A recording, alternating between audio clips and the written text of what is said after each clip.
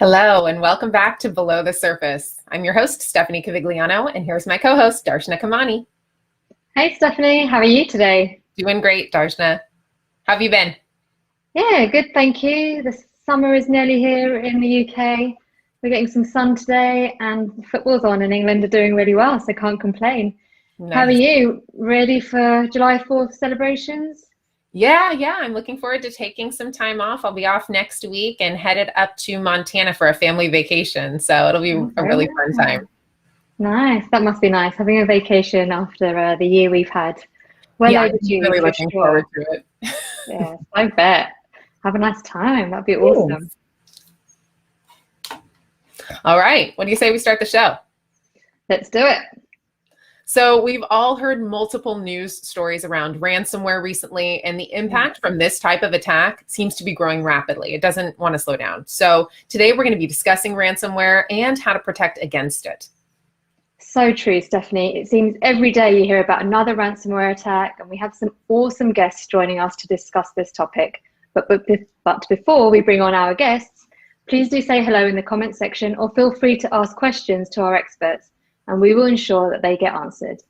Without further ado, I would like to welcome our guests for today's show, Fleming Shi, CTO at Barracuda, and SVP of Data, Network and Application Security, Tim Jefferson. Hi, Fleming. Hi, Tim. Hi. Hey, Darcy. Hi, both. So thank you for joining us today. Now, before we get into the topic of ransomware, it would be great if you could both tell us a little bit about yourself and your roles. Fleming, why don't you start us off? Sure. I'm Fleming Shi, CTO at Barracuda Networks. Excited to be here to talk about one of the most pervasive attacks that's happening in the cyberspace. And obviously excited to be doing this together with Tim. Tim. Hi, everyone. Love to every opportunity I get to be with Fleming here. I'm Tim Jefferson. I'm responsible for a product group at Barracuda we call DNA, which is a cool sounding acronym, but it's basically our data protection, network, and application security portfolio. So great to be here. Awesome. Great to have you both on. So let's delve into the topic for today, ransomware. Ransomware has been featured heavily in the news recently. Can you explain, for those that might not be as familiar with it, what it is exactly and why is it such a big concern? Fleming? Sure, absolutely. So ransomware is not new, actually. It's been around for many years. I think you guys probably remember at a personal level, almost at a consumer level, Crypto Locker in 2013. And back then the ransom was like $150 to actually get the key to unlock your files. So ransomware obviously gets into your system if back in the days, if you're clicking on the executable by accident and they actually start encrypting your files and obviously take away access from you. And giving that $150 back in the days was a virtual Visa card to actually take the payment. From that point on, you can get your file back. So it's really, I would say small in terms of damage, cost, and financial damage, but it has gotten a lot worse, right? So it has really evolved to today's world where basically tens of millions of dollars are being asked as ransom to get the files back. And it's no longer targeting just consumers, or they're targeting big businesses and critical infrastructures, government, municipalities. So yeah, it's definitely a major threat. Tim, how about you? Anything to add there? Yeah, I think the big concern for businesses today, there's nothing more disconcerting than knowing that any day you can come in and be brought to your knees, knowing that all your company's data is at risk and no longer available. So it's a big threat to business continuity. And I think adding on to that concern is that over the last few years, data protection laws have gotten more teeth. So enterprises are at more risk and vulnerability of having their data exposed. So it's an increasingly more important security vulnerability that companies need to be concerned about. So it kind of feels like ransomware is making a comeback. We go a little while without hearing about it, and then bam, all of a sudden it's in the news again.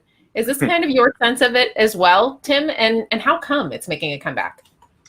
I think, there's been a big growth in ransomware. The data reinforces that. Verizon just published their DBI report, and ransomware is up another 10%. It's now the third highest vector for incidents that cause breach. And it's mainly because it's so effective, right? And people are paying, so it's really a financial incentive that rewards those users. And there's a couple things that are contributing to that. One is that it's more difficult now to prosecute, where payments can be done through Bitcoin, which makes it much more difficult to trace those types of payments and make those bad actors more opaque to authorities. And second is there's more vulnerabilities now as the work landscape has changed and people are working from home now, and the number of systems people are using have increased. So the number of vulnerabilities, Microsoft published their vulnerability report, and the number of vulnerabilities have gone up by almost 50%. So this increases the attack surface. And a lot of the exploit kits and malware kits have changed. So instead of attacking a single vector, a single vulnerability, now they're attacking multiple vulnerabilities all at once, and it makes it much easier for them to compromise systems in an automated way and get payments. So it's become a very profitable enterprise for people. Fleming, any thoughts on the comeback? Yeah, I think just like Tim said, the way they get to you is completely kind of evolved. In the past, they probably count on someone clicking on executable. From there, the files gets encrypted and they show you the ransom note. But today's world, actually, as Tim mentioned, people are working from home. So there's more surface, like SaaS applications are now available for people to use. But these SaaS applications are not always perfect, right? They always have some type of vulnerability. If they are able to get to your credentials, they might be able to get into those applications. And from there, they look for the data to lock down. And I think because they're targeting businesses, obviously having, I think attacking the infrastructure, getting to the data, much more valuable than in the past is just personal data. Maybe it's becoming a big thing for them. So that's why the comeback is pretty strong. Or maybe I wouldn't even call it comeback. I call it evolution of the attacks have gotten much more damaging. Yeah. Don't call it a comeback. Thanks. Yes. Yeah. So Fleming, you've nicely taken us to the next question around the evolution of ransomware. Can you tell us a bit about its history and how has it evolved? Right. I can start a little bit, then I hand it over to Tim.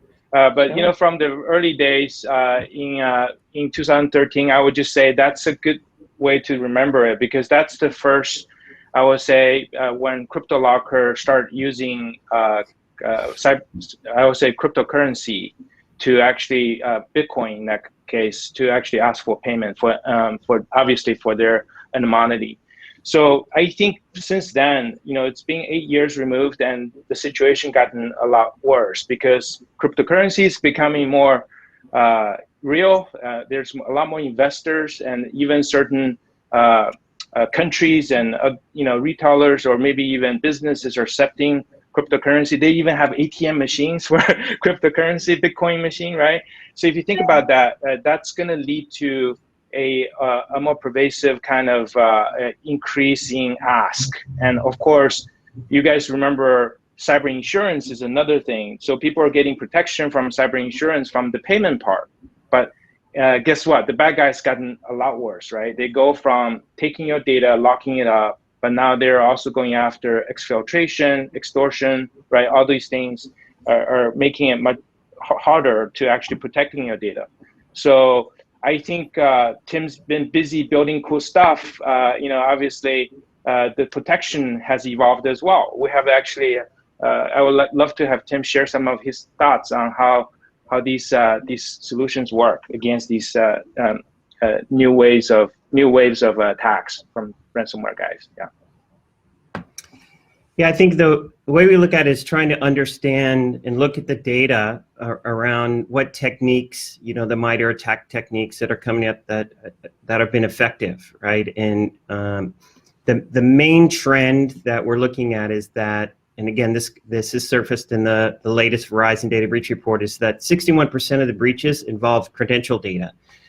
And they had a funny quote in a webinar that said, the credential data is the glazed donuts of data types. It's the main target that people are going after. And one of the key shifts that's, again, accelerating the use of ransomware is this shift from on-premise-based email to cloud-based email, and the attack surface has moved to that. So business email compromise is the #1 attack pattern for these types of compromises. So social engineering has increased, and the effectiveness of phishing has become incredible. So there's been a lot of studies about training employees, but just how effective some of these templates can be, that in some cases, the more effective ransomware is that they were getting up to a 50% click-through rate on some of these very well-engineered patterns. So it's really about compromising business integrity, compromising credentials, and using that to move laterally. And the second main attack pattern that we noticed is web-based attacks. So you take those credentials typically and then target the data, and the data typically sits in front of web applications. And again, through the data breach report, it was clear that web-based attacks are #2 and continuing to grow. And these are basic attacks: credential stuffing attacks, brute force attacks. And if you don't have something to combat those types of attacks, you will become a victim of a breach. So what are some of the key trends in ransomware at the moment? You're sort of right there. What should folks really be on the lookout for? Yeah. Go ahead, Fleming. Yeah, I was going to say, as you mentioned, right, first of all, we're already being breached so many times, right? Like our data, PIIs, a lot of data have been lost through things you have no control over, like Equifax, for example. It's your credit agency, right? So from that perspective, I think the trend is you have to realize they're no longer trying to get to you. They already know how to social engineer and go through the reconnaissance stage, getting to the point where they're actually starting to discover ways to attack you. The other part I will also touch on, the other reason why it's so effective now is that they're able to weaponize other people's infrastructure. They're able to figure out to use botnets or figure out ways to use IPs that could be sitting on public cloud environments, that could be bypassing certain, I will say, block lists, right, to get to you, right? So the reputation of some of the sites, I will say some of the sites that are actually constructing these phishing attacks are actually living on very popular, storage API sites like from Google, right? So think about in that situation, you end up with a much harder, to deal with type of detection mechanism. You have to understand this is phishing. This is they're gonna try to harvest your credentials. So I think the key trend here is that we are kind of post-breach kind of era where we should be expecting ransomware attack happening pretty often. and really you need to build up defenses beyond just being, phishing attack. You really have to protect your application surface, which is really today's world, it's web applications, right? So first of all, by protecting that, you're not letting the bad guys use the credential they may have stolen to get into your environment, keeping it up to date and keeping it secure. Second thing you also benefit from is to be able to prevent them to actually take over your infrastructure and weaponize against others, right? So if you look at the MITRE ATT&CK framework, there's a whole chain of techniques. They're looking for ways to get resources to attack others. So just pay attention to that. I would just highlight that part. I'm sure Tim is ready to talk about a few other things too, especially data. Yeah, I think the other big trend that's changing with respect to ransomware that businesses need to know about is the pattern is changing, right? Historically, ransomware was really a violation around integrity, meaning that they managed to compromise one of your systems, business systems. So it was an integrity violation. And then, if it was encrypted and some ransomware, it became an availability violation. But I think the pattern is changing now because it's becoming so profitable and the barrier to entry into ransomware is so low that you don't have to be a coder anymore to play in this game, right? You could rent ransomware, not write a line of code, just create your Bitcoin accounts and start targeting people. which is pretty incredible. But the other violation now is confidentiality. So instead of just encrypting your data, now what a lot of ransomwares are doing is they're stealing it first and then encrypting it. So if you don't, the threat becomes, if you don't pay the ransomware, not only do you lose, you have an integrity and availability violation, but now you also have a confidentiality violation where your data has now become available, which again creates vulnerabilities or risk to an enterprise due to data integrity and data violation laws and having all that data becoming publicly available. Okay. So we've touched on a bit of this already, but you've talked about the key trends. So how do everyday people, employees, organizations, how does ransomware get to them? What are those key signs that they should be looking for? Actually, I would like to touch on that question a little bit. I would say it's going to get to you. I would just say it's not if anymore. It's going to get to you, but just prepare to figure out what to do. Really answer the question of how do I manage it so I don't have to pay. But as far as how it get to you, a lot of times it's because you may have lost your credential. In the old days, obviously, like CryptoLocker, it could be a file attachment or a drive-by through the website that you're clicking through. But today, it's very likely they have done enough social engineering and reconnaissance, being able to already figure out how to get into your environment. And at that point, with the credential being stolen, they can attempt to start encrypting data that's sitting behind a vulnerable application or infrastructure, right? So. I think that's a key to really understand the difference. In the old days, is looking at a file, which a lot of people are getting much better at, not clicking on files and links. But today, it could be credential being stolen. From that point on, and you may have a vulnerable portion of your infrastructure that could be under attack. And you won't even see it, right? Because it can happen in a way that they escalate the privilege, eventually get into, like, let it be a VPN infrastructure or something like that. From there, they can then identify the assets to start the attack. Yeah. Tim, quickly before we go and ask your opinion, Fleming, can you touch on the cryptocurrency side of stuff? I don't know, Barracuda this week released a threat spotlight around it. Can you just delve into that a bit in cryptocurrency and ransomware? Yeah, absolutely. So there's a couple parts to that. The first part is they're starting to use cryptocurrency as a weapon. Like, basically everyone is starting to invest in cryptocurrency, which is awesome because it's digital currency. People love having, sort of being on the front end of it. But because of that, they're seeing popularity growing.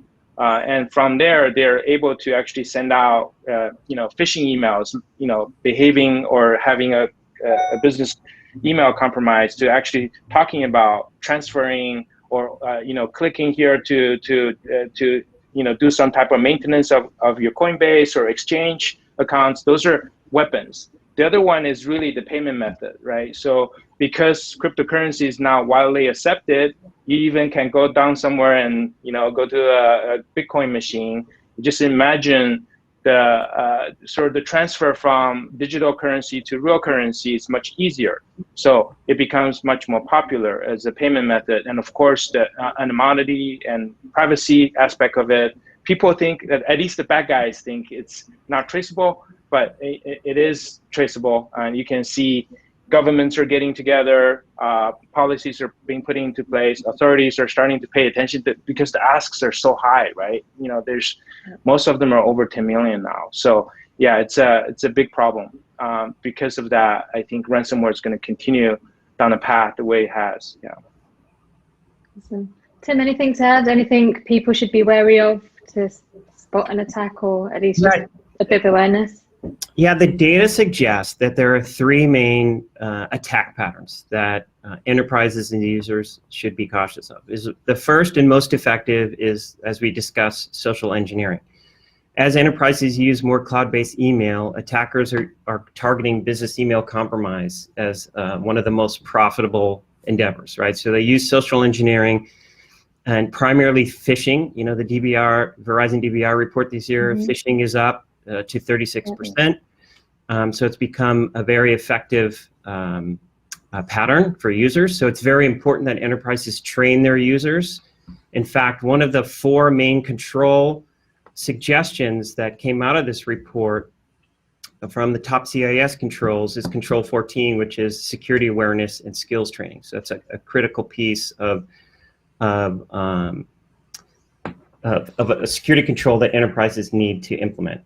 The second main attack pattern that's been successful is web-based attacks, right? As more and enterprises, web applications become the lifeblood of most enterprises today, and the number of web applications that enterprises are using today are only increasing. But more importantly, the architecture of those web applications are getting more distributed and more modular, which increases the attack surface. And because, as we talked about before, credentials are becoming the glazed donut of, I love that phrase, of breaches, that people use these stolen credentials that become available, on the dark web, and they're very clever about using, old school brute force attacks, which are still very effective because a lot of enterprises don't have basic controls to protect against those types of attacks, credential attacks, credential stuffing, is that hackers are also using, very advanced AI and machine learning to try to trick web applications into the human. So they're very advanced.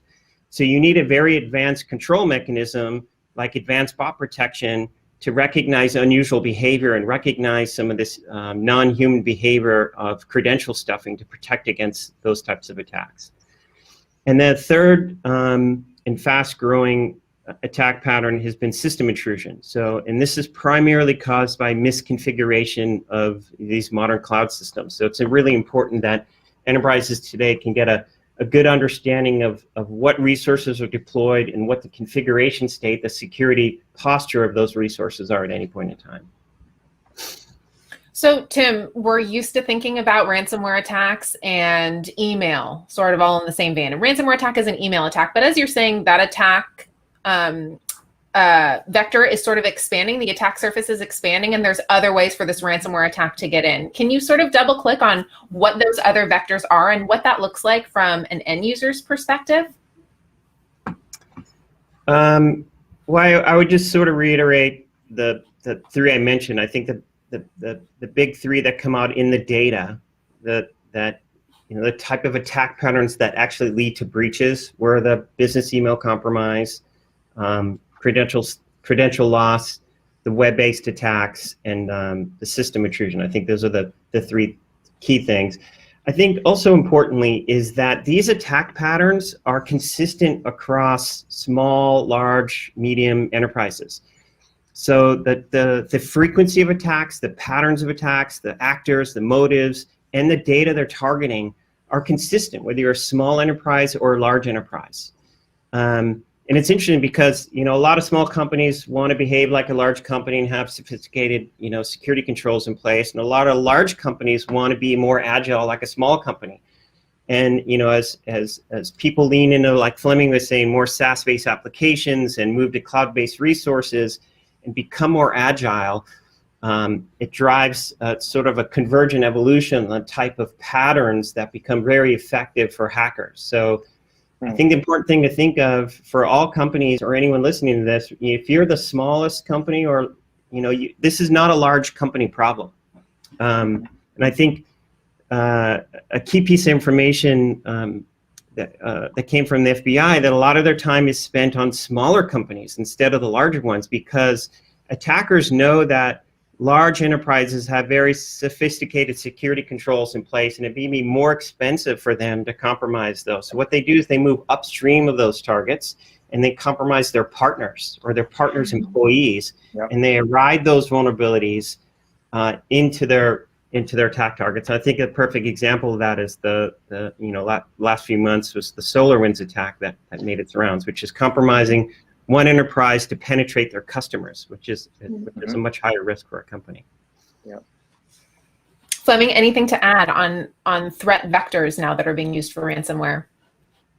Yeah, I think Tim covered it pretty well. But one thing I do want to remind everyone, I think I once said, like public cloud and the cloud infrastructure, SaaS adoption, these things are like a great equalizer that brings small, medium-sized, and enterprises together. So to his point, yeah, if you have anyone that you work with, contractor, it doesn't even have to be technology. It could be your HVAC.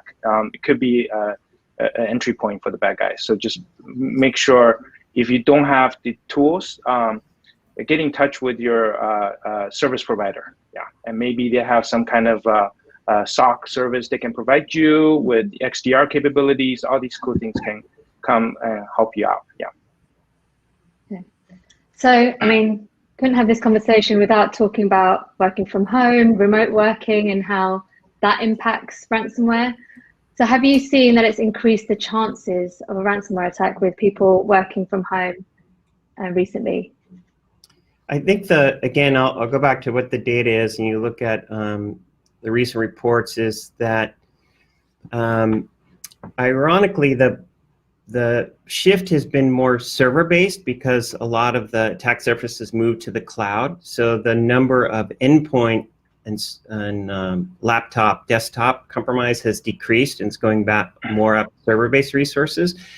However, because of the work from home, the main security control that's being compromised, and one of the main attack vectors that we talked about, is using credentials to get increased elevation of privilege. So it's really the number one category on the MITRE attack framework that's being compromised by this increase in vulnerabilities, right?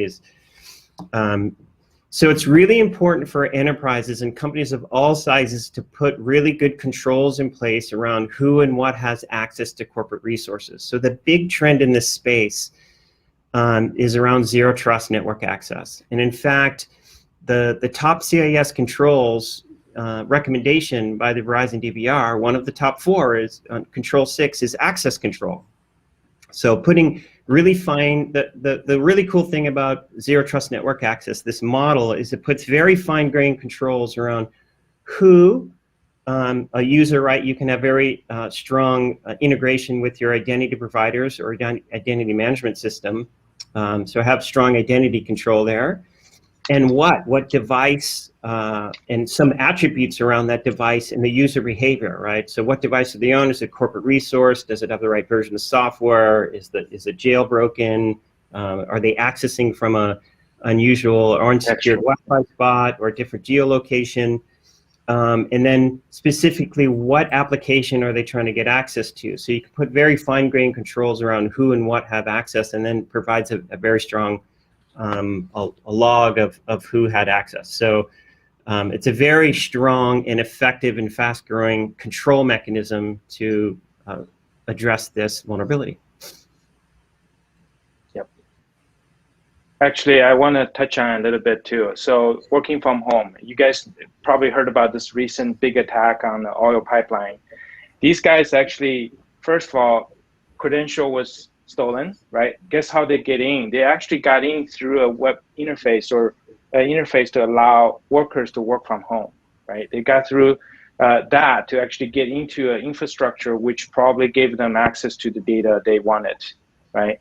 So if you think about that, without zero trust, the other major benefit is you usually can actually manage to a level that's granular enough to give minimal access to the application they need. You don't need to give the entire IP stack and give access to a subnet or anything like that for your employees. So having zero trust definitely narrows the attack surface at some point.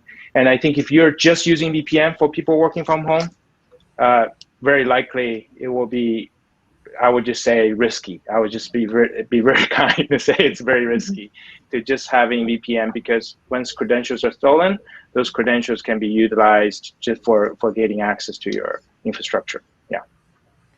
Some great advice there. So if we look at other types of attacks and breaches, be it an email attack, web application attack, how are hackers using those attacks for future ransomware attacks? Fleming, anything to say on that? Yeah, so as soon as they get their hands on the data, they're obviously figuring out what's next, right? It's a chain reaction. I would say if they have some PII information that can actually help them, really do the reconnaissance phase for the next attack, really identify who is the target, who is linked to who.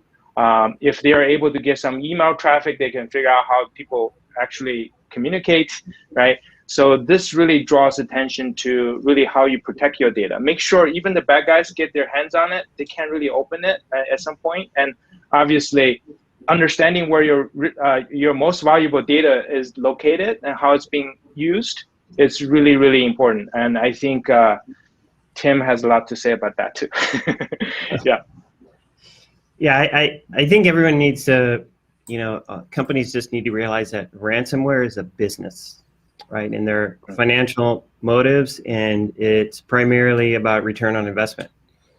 And, so in addition to, the common technique of encrypting, and, companies are paying, right? And it's paying off for them. And more importantly, if companies don't pay, they can monetize it as well because they can steal the data, which is a common technique. And they can, once they've stolen the data, they can monetize that. They can publish it and sell it. So there's many ways to monetize that. So companies have to put controls in place. And to Fleming's point, one of the main controls to do is you have to protect your data. So you need a very robust, and because most enterprises today are using cloud-based collaboration platforms like Office 365, it's critical that you have a high-scale cloud backup system that can protect your data. So if you are compromised, you can have the opportunity of not paying and recovering all that data. So it's a critical control. The second important thing is for customers to understand what their targets are. So, and what their risk posture is, and prioritize accordingly and put controls in place. And it's a key to have a mechanism to be able to scan all your data stores, which is very difficult for enterprises today, considering how highly distributed and the number of SaaS-based applications that their enterprises are using today. So Barracuda has built a tool we call Data Inspector. It allows enterprises to scan the data stores like OneDrive and SharePoint and understand what data is there, whether there's PII, credentials, root certificates, healthcare data, HIPAA data, classify it accordingly, and then put strong security controls and policies around that. So I think that fits nicely into the next question. And we have had a question from one of our listeners who are watching around how does Barracuda protect against ransomware?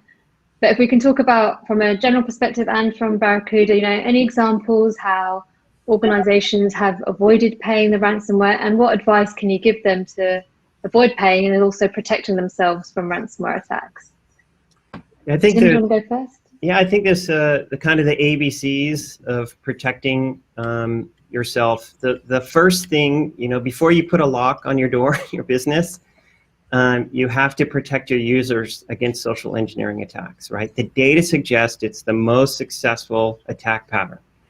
So, the number one control that is recommended, again, this is a top CIS control implementation. Group 1 is control 14 is security awareness training.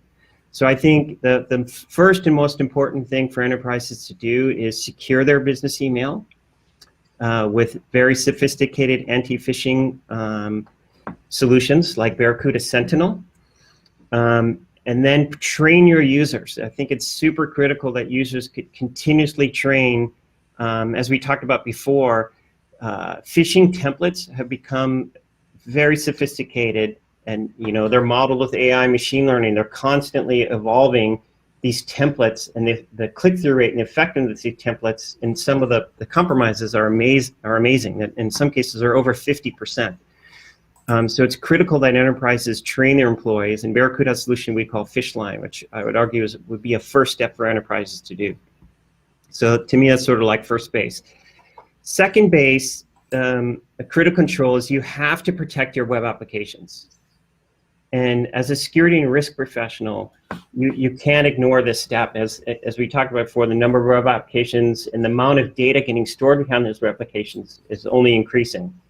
And because these automated attacks are getting so sophisticated, the control that has been recommended for this is the evolution of the web application firewall, which today is called Web Application and API Protection.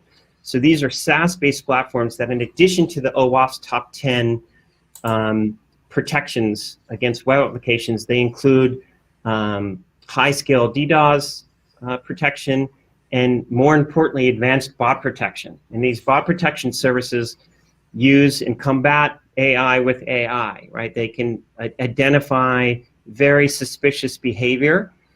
They can model what normal behavior is for an application. They can put sophisticated controls against credential stuffing and brute force attacks, and data exfiltration. So it's a critical control that I think every enterprise needs to put in place.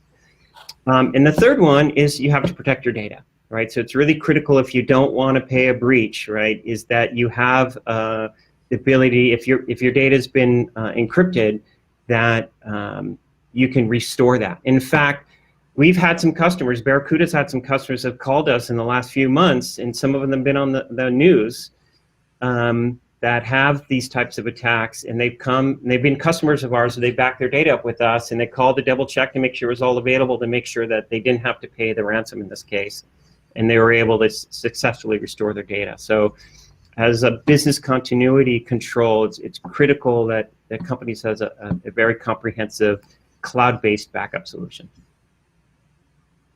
And Tim, Barracuda can obviously offer solutions, products in all of those areas.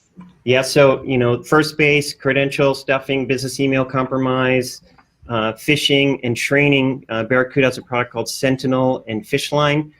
Protecting your web applications, we have a market-leading solution called Barracuda Web Application as a Firewall. This is a WAP-based service. The Web Application API Protection does API protection, DDoS protection, as an advanced bot protection service, in addition to industry-leading OWASP top 10 protections.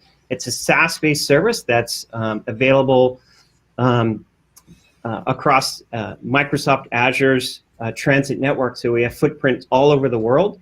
So it provides a high-scale footprint for enterprises to deploy these types of protections in front of their applications, no matter where they're hosted. And then finally, on data protection, we've completely re-architected and relaunched our cloud-to-cloud backup solution in January. Again, this is a unique partnership we did with Microsoft, where we rebuilt this solution from scratch on Microsoft Azure, which is where Office 365 is hosted, to build a very high-scale and high-fidelity backup solution for our customers. And since we relaunched it in January, it's been our fastest-growing product. So we're really excited about the success of this solution. Nice. Fleming, anything else to add to that?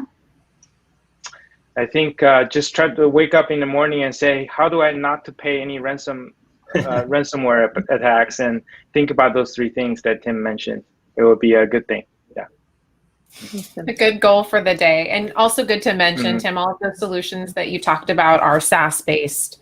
So, gentlemen, we could talk to you all day about this. This has been such a fascinating conversation, but we are coming to the end of the show. Any final thoughts or bits of advice that, besides, wake up and think about how can I not pay a ransom?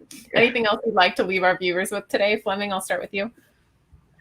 Definitely. Cybersecurity is getting more complex. So obviously, if you don't feel like you have the skill sets and resources, reach out to Barracuda and figure out what we can help you with from our products and services. Also, we have MSP solutions that can help your service provider to really enhance your protection. So think about, there are a lot of help out there. And plus, it's not just waking up and not thinking about not to pay, but also if you think about the government and everyone else is also paying attention to this. So this is definitely a hot topic. Yeah. Tim, any last words for the viewers today? Yeah, I agree with Fleming. We look forward to working with our customers, in their journey, right? This is a quickly evolving landscape, and We love working with our customers and helping them with their journey and kind of building really strong security programs around covering the types of controls as customers identify what their risk strategy is. And we have very comprehensive portfolio really focused on working with our customers and partners. Awesome. Fleming and Tim, thank you so much for joining us today. We really appreciate it, and hopefully we're a little bit closer in fighting that fight against ransomware. So thank you very much. Thanks. It's our pleasure. Thank you. All right, everyone. Remember that you can watch all of our LinkedIn live shows from the Barracuda LinkedIn page. For now, that just leaves me to say, until next time, have a safe journey.